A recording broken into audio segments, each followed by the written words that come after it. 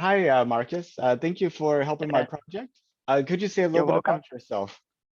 So, my name is Marcus. I'm 15 years old, a space enthusiast and upcoming content creator on YouTube. You may know me as Max Curious Space on Twitter and YouTube, and Discord if you follow me on there. Um, very, very enthusiastic about the future of space, and yeah, That's amazing. And you just started a new weekly show, This Week in I d- Space. yeah, that's right. Yeah. So what made you decide to do that? Well, I wanted to find a way to grow my YouTube. And so I took inspiration from other people and I had the idea to start a new show and introduce special guests. And so what will happen is on a weekly rotation or every fortnight, I'll have either a launch updates, a space news, or I'll have a special guest such as this week's episode coming up with Mike Mongo. Okay. Yeah, I've seen him at International Space Development Conference. He has like uh, upside down glasses and a very Yeah, entertaining that's him. person. Yeah, yeah. He's a very enthusiastic personality. He's one who doesn't mess around. He likes to help people learn, and so I think that's something that makes Mike really great. There's so many space shows out there. A lot of really high quality content that's being constantly produced. Um, do you see your show kind of being in the same genre as those other shows, or do you see a particular niche that's like not being served that you think you can fit in? It certainly serves some similarity between all the other content creators out there, but that's not to say it's completely copied from other people because I like to try and make sure it's my own original content because I don't want people looking at my channel and go, oh, well, I can get this from a bigger creator out there. For example, Everyday Astronaut, who you may also know as Tim Dodd, or Lab Padre, for instance. Yeah, I see some of the YouTube channels are kind of like broad and just covering everything in space. Some are like Yeah, really focused on one company like SpaceX. Some might be focused on kind of like a niche area like, astronauts in space and human space flight. And it just it seems that, if you could find a niche that's not being served, then you would be able to fill that niche. yeah, just fill that slot in. Yeah, I'm trying my best, and there's a lot to come that I haven't revealed to anybody yet. I have some big things in the works, but not saying anything just yet.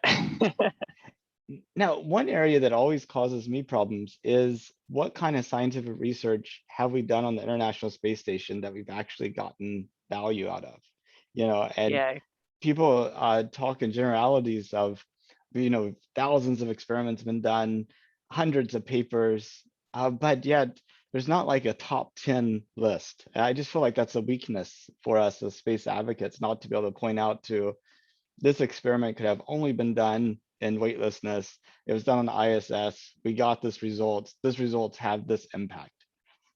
yeah. Um, well, on that topic, I guess not. We don't get all the information of experiments and research that goes on the space station, and I for one wish that would change and we would be let into the know a little bit more as the general public and space advocates. Because at the end of the day, this research isn't to just benefit select individuals; it's to benefit us all. And with the eventual plans of sustaining on Mars and the Moon and beyond, I think that's something that's very critical to us. Absolutely, absolutely. Um, but as we're talking, I'm like thinking of ideas for my own YouTube channel. Maybe just ISS research or research in free fall. Just one Yeah, experiment at a time. I mean, they give us plenty of information that I guess we can know rather than what we aren't allowed to know. because obviously all the companies that send different experiments up there, such as Colgate, will give us some background information so we know what kind of research is being done, but we don't know exactly how that's to benefit us. Yeah, that's true. Well, this next question may sound really funny, considering your background, but did you know that NASA is planning to send astronauts to the moon in 2024? Oh, since when was that known? I never knew about this. Tell me more. Yeah, basically in early 2019, the vice president, as leading of the National Space Council, announced that they're going to move the plans up to 2024. And how are they supposed to do that? Well, they were going to really start putting pressure on their contractors to deliver the SLS and Orion. Then they had this kind of competition to figure out a human landing system. And they've been working on building new spacesuits for a long time, which we found some disturbing news about just a couple of days ago. 2025 April. Well, Although, that's if things don't change, right? yes, because under that specific tweet, we had Elon reply with SpaceX could do it if needed. That's true. That's true. But I'd like to see the Starship fly. I'd like for them to focus on that.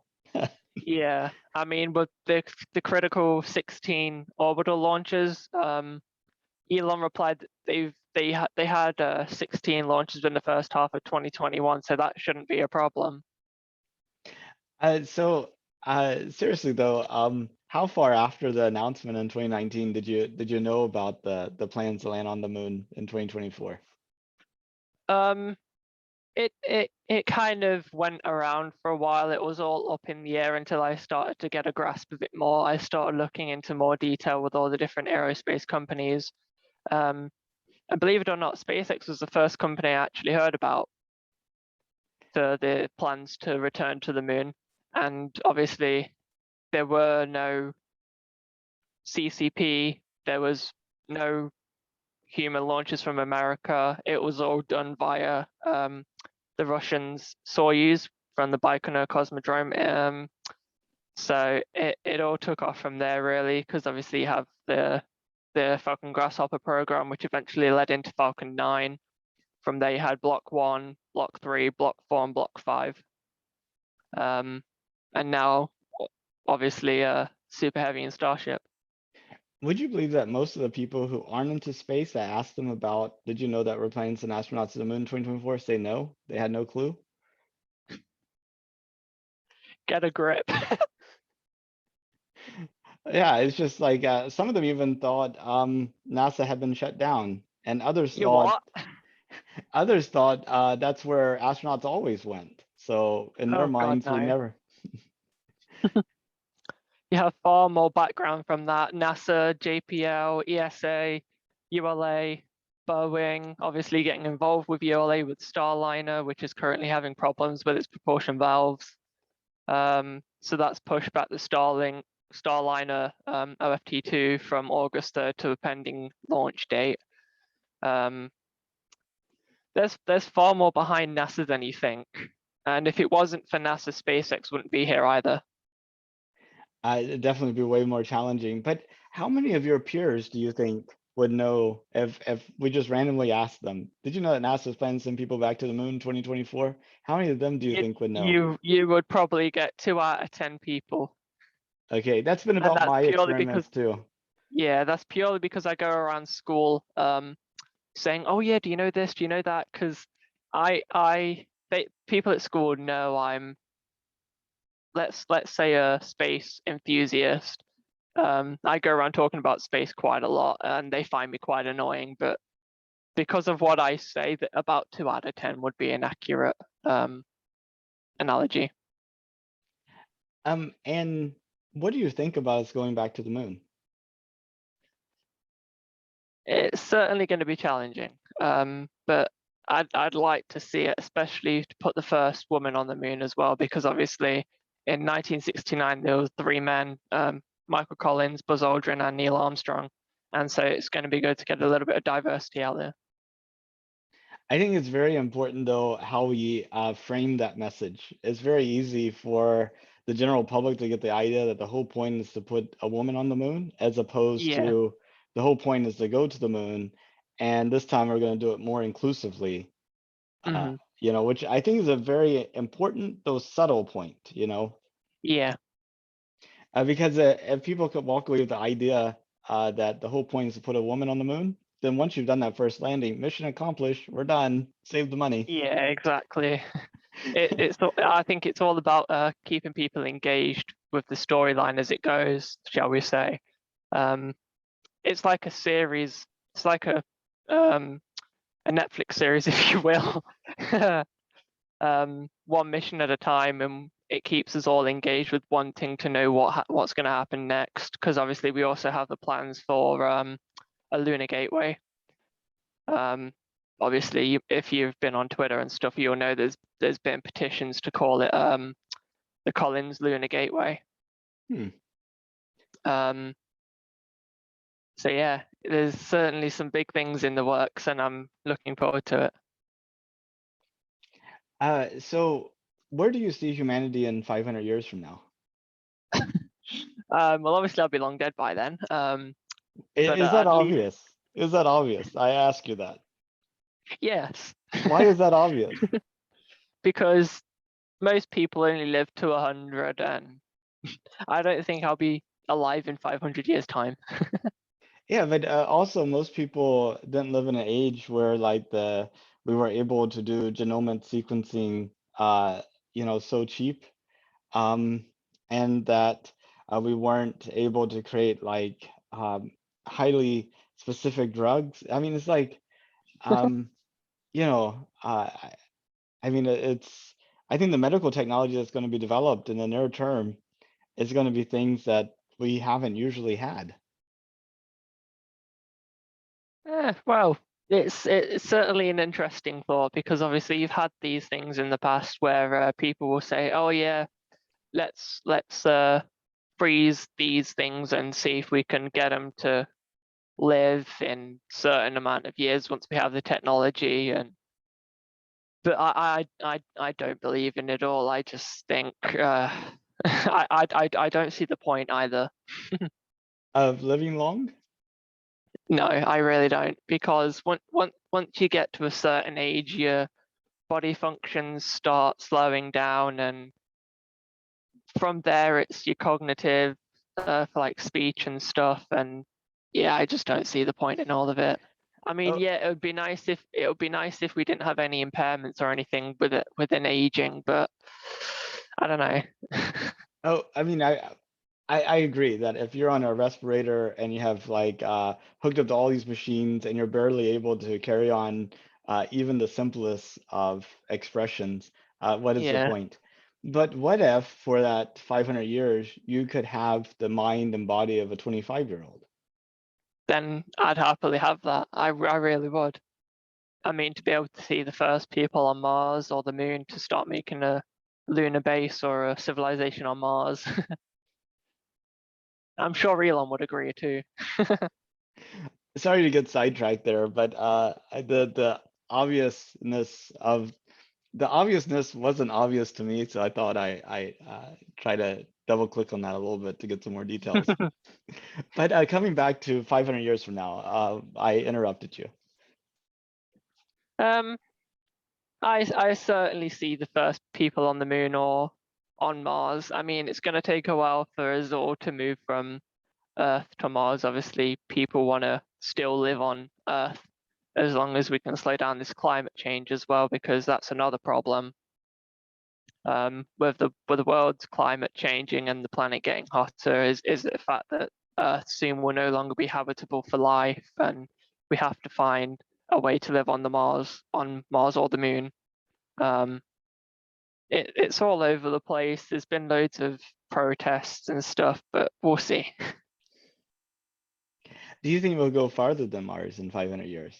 Like the moons of Jupiter, moons of Saturn, big O'Neill colonies in the middle of free space? I certainly see some advancements towards it, that's for sure. But living on it, I wouldn't think so just yet. I mean, it's took us all these years just to finally want to find a way to live on the moon or to live on Mars. So making advancements to live beyond that, I wouldn't think so, but to find out if any other planets would have sustainable living conditions, sure, I'm all for it. Of course, trying to describe like the iPhone to somebody that lived in the early 90s, a lot of them would say, why would I ever need such a thing? Why would Yeah, and then within literally a few years of it being developed, like the penetration globally of the iPhone became obvious. Once people saw what it could do and how practical it was, the adoption just went crazy. yeah. It's exactly that. It's a chain reaction because Apple started with an iPod and then started with the iPhones. The rate at which they're producing on iPhones at the moment is ridiculous. I mean, you've gone from the iPhone 4 all the way up to the iPhone 12 Pro. I mean, what's next? The iPhone 47, which is like god tier technology. Yeah, at some point they'll have to start using exponents. This is the Yeah, iPhone 2 to the third. exactly. Yeah. And yeah, but so I feel like that once we figure out how to make that first colony successful, then you just start seeing it replicating. People are like, we'll go off and create our own little Yeah. sphere. Yeah, I certainly see some big things happening within 500 years. That's for sure. And if we were to somehow be able to freeze and live again in 500 years at the age of 25, I mean, bring it on. Absolutely. So if it was safe and affordable, would you go to space? If it was safe, I mean, it depends what you mean safe, because we've had now multiple flights of the Crew Dragon. We've had 10 crew sent up there with Dragon, and that seems pretty safe. There's been no errors of Dragon yet with crew. Soyuz is very, very reliable too. I mean, only very, very minor errors with Soyuz. So if we're talking about traveling to the station and back or to the gateway and back, sure, I'd do it. But to Mars or the moon, I mean, you're looking at 3 months to get to Mars, and if you're lucky, of finding a way to get back will also take 3 months. So Mars is not something I'd do at the moment, especially seeing as though the entry at which you come in for Mars, it's the 7 minutes of terror, as you know. So that's ruled out for me. But Well, if you it have were 7 minutes. easy and affordable to get to the moon, I'd probably do that. You have 7 minutes of terror coming back to Earth too. Yeah, well, no, it's technically 6 for Earth. So that last minute is a deal breaker. Yes. Yeah. Uh, well, whenever you think of safe, how would you go about describing or testing that? I mean, like, what would you consider to be safe? Oh, having tested things to the extreme, being sure that every single component works correctly and has no way of malfunctioning whatsoever. I mean, there's no margin for error when it comes to creating a sustainable civilization, and for that, it's going to take so many failures for it to actually proceed correctly. So I don't know. Well, I really appreciate the time. Those were the questions I had. Was there anything you wanted to talk about? Well, basically your opinion. I mean, I know you're going to interview someone every single day till 2024, but obviously I want to know your opinion now with what we know about the spacesuits. Do you actually think 2024 is still achievable for a human moon landing? I think if we want to, we could make it happen, but it would require a commitment and focus that I don't think we are capable of putting towards it. So I think 2024 moon landing is extremely unlikely. But I don't think there's any hard barriers in the sense that if we decided it was our number one priority, I think we could make it happen. But I don't see anything that would make it our number one priority. I mean, would you continue to do your interviews until 2025 then? So I get asked this a lot. I try to clarify that I'm doing my interviews to the end of 2024, not to when we land on the moon. But I really don't know. Some days I'm like really looking forward to day zero when I'm like, well, tomorrow I could just not have to worry about it. And then other days I'm like, this is a pretty cool project. You know, maybe I should continue doing it. So Yeah. maybe maybe the project changes at that point. Instead of it becoming a daily thing, maybe it becomes a weekly thing or a monthly thing or kind of more sporadic random thing. Hmm. Maybe I do a man on the street type thing and interview like 40 people after each other. What do you think? What do you think? What do you think? That'd be pretty cool. I mean, you said yourself on Twitter something about if you bump into me in Starbucks, we could potentially do interviews. So if you're around and you're in Starbucks, come find me. Exactly. I'm the guy with the space shirt on. Today I have my my ad Lunam Ad Lunam. from Intuitive Machines here in Houston. This is one of their shirts. Nice. Well, thank you very much for your time. Very much appreciate it. Thank you for the offer. Absolutely. And I hope you have a good day and maybe someday we'll run into Starbucks. Oh, certainly. Okay. Have a great day. Thank you very much. Thank you. Bye-bye.